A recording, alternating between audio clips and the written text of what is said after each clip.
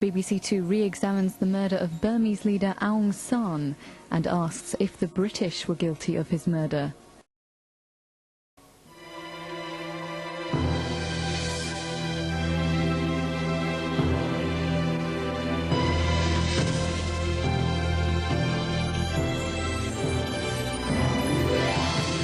"50 years ago, this man was leading Burma towards independence from Britain.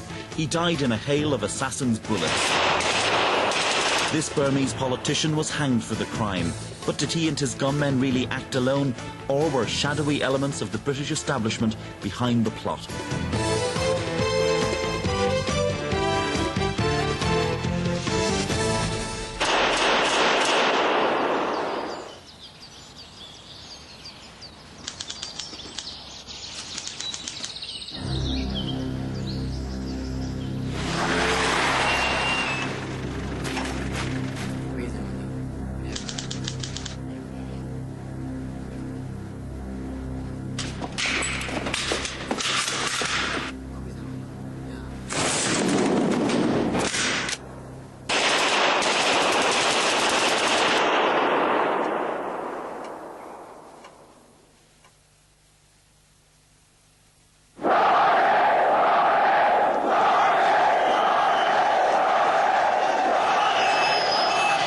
In August 1988, the people of Burma defied decades of military oppression with one of the most remarkable popular uprisings of recent times.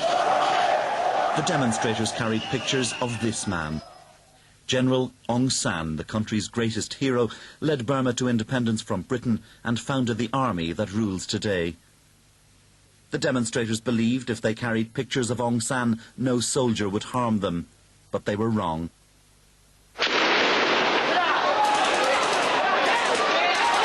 It's estimated that as many as 10,000 people were killed in the bloody slaughter that followed. But from the ashes of repression emerged a leader whose popularity was to gravely threaten the generals in Rangoon. Her name was Aung San Suu Kyi, daughter of the hero Aung San. The reason why I got involved in the movement for democracy for Burma was because so many people here were looking back to my father as the only hope for them, so I felt I had a duty to help. Amid a roundup of activists in 1989, Suu Kyi was placed under house arrest. Nevertheless, the pressure for elections was unstoppable, and the following year, her party, the National League for Democracy, won an overwhelming victory at the polls. But the generals refused to hand over power and kept Suu Kyi imprisoned. In 1991, she won the Nobel Prize for Peace. The regime finally released her 2 years ago, but hopes of a swift end to military rule were to prove short-lived. Now the situation is as desperate as ever. Suu Kyi, though free, remains under constant harassment by the authorities. In 1997, the people of Burma live in the shadow of fear. And it's been like this for 50 years, ever since Burma won independence from Britain. But it didn't always look that way.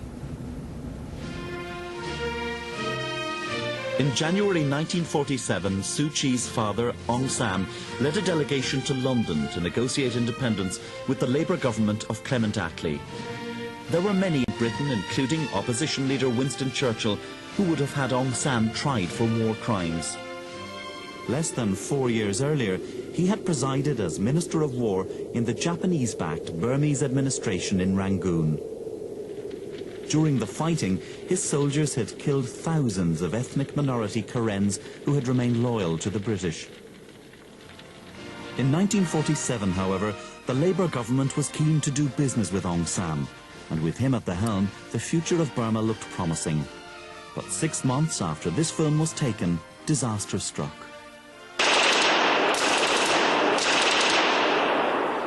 On the 19th of July 1947, Aung San was chairing a meeting of his cabinet when 3 gunmen burst in and opened fire. Aung San died later in hospital. He was just 32 years old. The assassination sent tremors around the world. Aung San was irreplaceable. There was literally no one who could take Aung San's place as the leader and representative of the Burmese people. The assassination was found to be the work of Aung San's political arch-rival. His name was U Saw.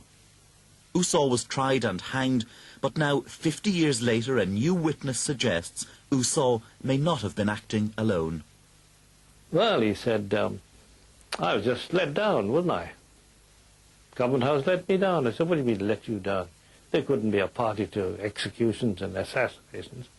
He said, well, look, there were certain indications to me that things would be all right.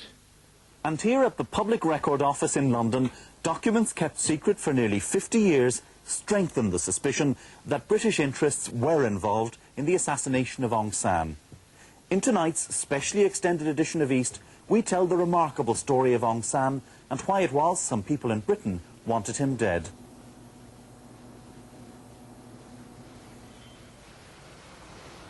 To make this film, we travelled to Rangoon.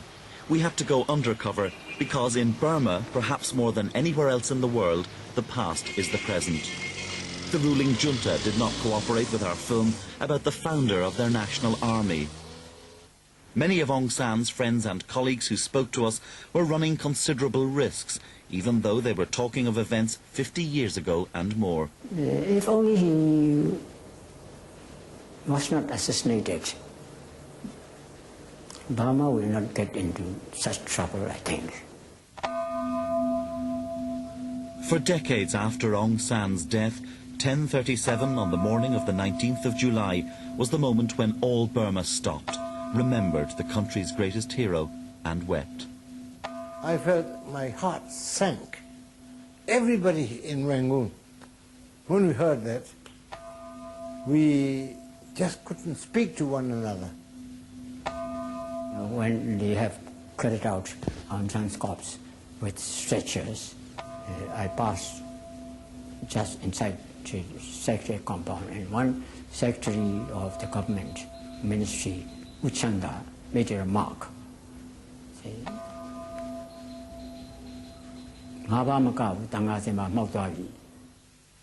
And it's not just in Burma that the assassination is chillingly remembered.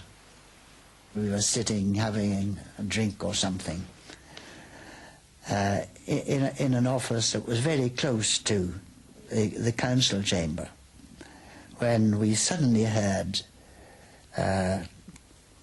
2 or 3 bursts of automatic fire. I heard this rattle, tattle, tattle.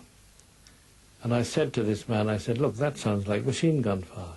And he said, no, no, sir. He said, it's the derricks on the quay. Soon after that, somebody rushed into the CID office and said, quick, quick, there's a shooting in the chamber. There was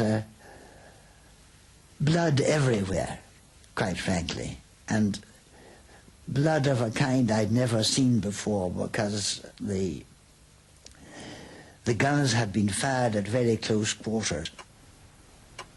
There were bits of entrails, and parts of the table had been destroyed by the fire. There were sandals that had been kicked off, lying in the blood. I saw Aung San's body. He was the only one I could see because the room was full of smoke caused by this firing. The government in London was notified immediately.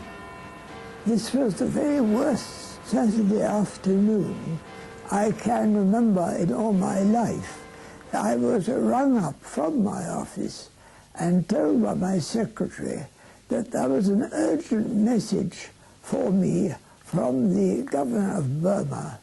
And the message, of course, was that the cabinet had been assassinated. Suspicion soon centred on a rival politician, U Saw. U Saw had been Prime Minister before the war, but was now seeing power slip from his grasp. The assassins were spotted returning to U Saw's lakeside house in North Rangoon. That afternoon, the CID swooped to make an arrest. As soon as I went, he was sitting down in a chair, in a vest and a lungi, and he was drinking something which turned out to be whiskey. And as I went in there with my pistol,